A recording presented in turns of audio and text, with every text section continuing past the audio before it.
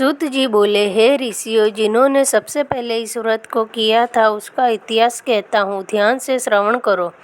सुंदर काशीपुरी नगरी में एक अत्यंत गरीब ब्राह्मण रहता था। वह भूख और प्यास से विचलित पृथ्वी पर दर दर घूमता था। ब्राह्मणों से प्रेम भाव रखने वाले श्री भगवान ने ब्राह्मण को दुखी देखकर एक बूढ़े ब्राह्मण का रूप धारण किया और उसके पास जाकर आदर से पूछा, हे विप्र, आप अत्यंत दुखी होकर इस पृथ्वी पर क्यों घूमते हो? हे श्रेष्ठ ब्राह्मण, ये सब मुझसे कहो, मैं सुनना चाहता हूँ। ब्राह्मण बोला, मैं एक निर्धन ब्राह्मण हूँ, भिक्षा के लिए पृथ्वी पर फिरता हूँ। हे भगवान, यदि आप इससे छुटकारा पाने का कोई उपाय जानते हैं तो कृपा करके बताएं। वृद्ध ब्राह्मण बोला, घोर कलयुग में श्री सत्यनारायण भगवान मनवांछित फल देने वाले हैं, इसीलिए हे ब्राह्मण, तू उनका पूजन कर, इसके करने से मनुष्य सब दुखों से मुक्त होता है। ब्राह्मण को व्रत का सारा विधान बताकर बूढ़े ब्राह्मण का रूप धारण करने वाले श्री सत्यनारायण भगवान अंतर्ध्यान हो गए। जिस व्रत को वृद्ध ब्राह्मण ने बतलाया है मैं उसको अवश्य करूँगा।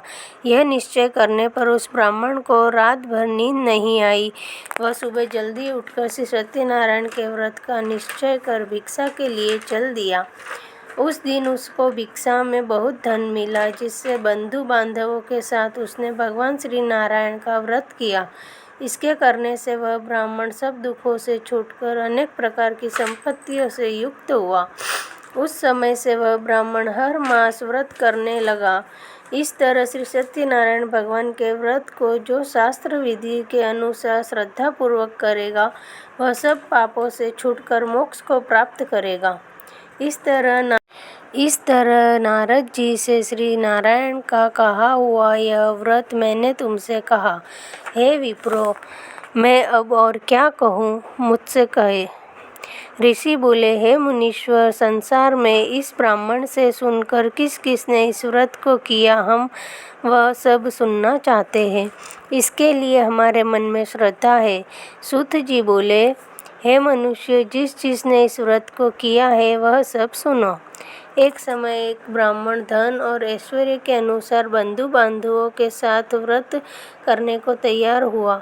उसी समय एक लकड़ी बेचने वाला बूढ़ा आदमी आया और लकड़ियों को बाहर रखकर ब्राह्मण के मकान में गया।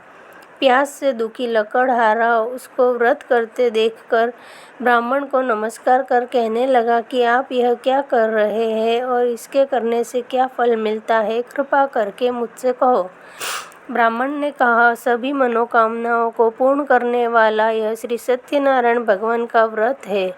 इनकी ही कृपा से मेरे यहाँ धन धान्य आदि की वृद्धि हुई है।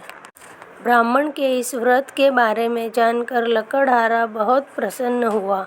चरणामृत ले और प्रसाद खाने के बाद वह अपने घर को गया। लकड़हारे ने अपने मन में इस प्रकार का संकल्प किया कि आज शाम में लकड़ी बेचने से जो धन मिलेगा उसी से भगवान सत्यनारायण देव का उत्तम व्रत करूँगा। यह मन में विचार कर वह बूढ़ा आदमी लकड़ियाँ अपने सिर पर रखकर जिस नगर में धनवान लोग रहते थे वह ऐसे नगर में गया। उस रोज वहाँ उसे उन लकड़ियों का दाम पहले दिनों से 4 गुना मिला। तब वह बूढ़ा लकड़हारा दाम ले और अति प्रसन्न होकर पके केले की फली, शक्कर, घी, दूध, दही, गेहूं का चूर्ण इत्यादि श्री सत्यनारायण भगवान के व्रत की कुल सामग्रियों को लेकर अपने घर गया। फिर उसने अपने बंधुओं को बुलाकर विधि के साथ श्री भगवान जी का पूजन और व्रत किया। उस व्रत के प्रभाव से वह बूढ़ा लकड़हारा धन, पुत्र आदि से युक्त हुआ और संसार के समस्त सुख भोग कर वैकुंठ को चला गया। इति श्री सत्यनारायण व्रत कथाया द्वितीयम् अध्याय संपूर्णम्।